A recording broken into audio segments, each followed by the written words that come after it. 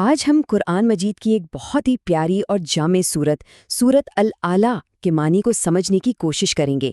آئیے مل کر دیکھتے ہیں کہ یہ سورت تخلیق، ہدایت اور اصل کامیابی کے بارے میں کیا لازوال پیغام دیتی ہے۔ تو آج کے اس تجزیے میں ہم کیا کیا دیکھنے والے ہیں؟ سب سے پہلے ہم سب سے بلند ذات کی شان پر بات کریں گے، پھر ایک خاص الہی وعدے کو سمجھیں گے، اس کے بعد دیکھیں گے کہ نصیحت کا اصل مقصد کیا ہے، کامیابی کا سیدھا راستہ کون سا ہے، اور آخر میں دنیا اور آخرت کی حقیقت پر بات ختم کریں گے۔ تو چلیں شروع کرتے ہیں۔ سب سے پہلے ہم یہ دیکھتے ہیں کہ یہ سورت کائنات کے خالق کی عظمت اور اس کے بہترین نظام کو کس طرح ہمارے سامنے رکھتی ہے۔ سورت شروع ہی ایک بڑے طاقتور حکم سے ہوتی ہے۔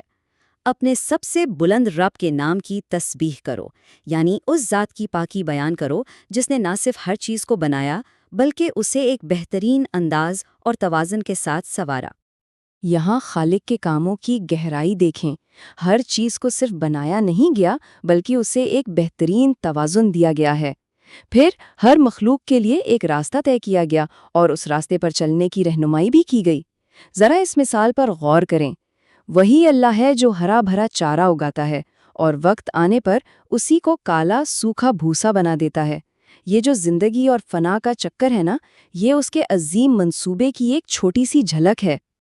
کائنات کی تخلیق کے اس زبردست تذکرے کے بعد سورت کا رخ ایک بہت ہی ذاتی اور خاص الہی وعدے کی طرف مڑتا ہے، ایک ایسا وعدہ جو براہ راست نبی اکرم صلی اللہ علیہ وسلم سے کیا گیا۔ ذرا اس وعدے کی گہرائی کو محسوس کریں۔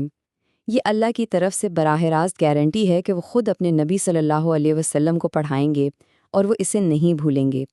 یہ صرف یادداشت کا معاملہ نہیں ہے، بلکہ یہ اس بات کا اعلان ہے کہ اس پیغام کی حفاظت کی ذمہ داری خود خالق نے لی ہے، سوائے اس کے جو اس کی حکمت کے تحت منسوخ کرنا مقصود ہو۔ اچھا، تو جب اس الہی پیغام کی حفاظت کی گارنٹی مل گئی تو سورت ایک بنیادی سوال اٹھاتی ہے، آخر اس نصیحت کا مقصد کیا ہے اور وہ کون لوگ ہیں جو سچ میں اس سے فائدہ اٹھاتے ہیں؟ یہاں دو بالکل الگ الگ انجام دکھائے گئے ہیں۔ ایک راستہ اس شخص کا ہے جو اللہ سے ڈرتا ہے، وہ نصیحت قبول کرتا ہے اور کامیاب ہو جاتا ہے۔ دوسرا راستہ اس بدبخت کا ہے جو منہ پھیر لیتا ہے، اس کا مقدر ایک ایسی آگ ہے جس میں نہ موت کا سکون ہے اور نہ ہی زندگی کی راحت۔ تو انتخاب بالکل صاف ہے اور نتیجہ بھی۔ تو پھر اصل کامیابی کا راستہ ہے کیا؟ سورت ہمیں بتاتی ہے کہ یہ کوئی مشکل فلسفہ نہیں، بلکہ اس کے 3 بالکل واضح اور عملی قدم ہیں۔ کامیابی کا یہ راستہ 3 مرحلوں پر ہے۔ پہلا، تزکیہ، یعنی خود کو شرک اور برے اخلاق سے پاک کرنا۔ دوسرا، اپنے رب کا نام یاد کرنا، اسے ہر لمحہ یاد رکھنا۔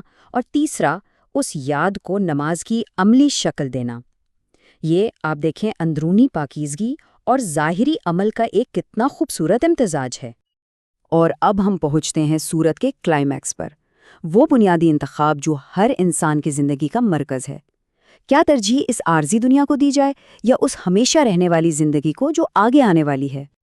سورت کا موازنہ بالکل صاف ہے۔ انسان اکثر اس ختم ہو جانے والی دنیا کے پیچھے بھاگتا ہے، لیکن حقیقت یہ ہے کہ آخرت کی زندگی اس سے کہیں بہتر اور ہمیشہ باقی رہنے والی ہے۔ اصل کامیابی تو اسی کی ہے جو اس حقیقت کو سمجھ کر اپنی ترجیحات ہمیشہ کی زندگی کے مطابق طے کر لے۔ اور سورت کے آخر میں ایک بہت اہم بات سامنے آتی ہے کہ یہ پیغام، یہ سچائی کوئی نئی چیز نہیں ہے، یہ تو ایک ایسی ابدی حقیقت ہے جو زمانوں سے گونج رہی ہے۔ یہی اس سورت کا نچوڑ ہے، یہ اصول کہ آخرت دنیا سے بہتر اور باقی رہنے والی ہے۔ یہ وہی لازوال سچائی ہے جو حضرت ابراہیم اور حضرت موسیٰ کے صحیفوں میں بھی موجود تھی، اور یہ اس بات کا ثبوت ہے کہ اللہ کی ہدایت کا جو بنیادی پیغام ہے وہ کبھی نہیں بدلا۔ تو آخر میں یہ تجزیہ ہمیں اسی بنیادی سوال پر لا کر چھوڑتا ہے جو یہ سورت ہم سب کے سامنے رکھتی ہے۔ جب ایک زندگی ختم ہونے والی ہے اور دوسری ہمیشہ رہنے والی، تو اصل سرمایہ کاری کس کے لیے ہونی چاہیے؟ اس سوال کا جواب ہی تو کسی کی زندگی کی سمت طے کرتا ہے۔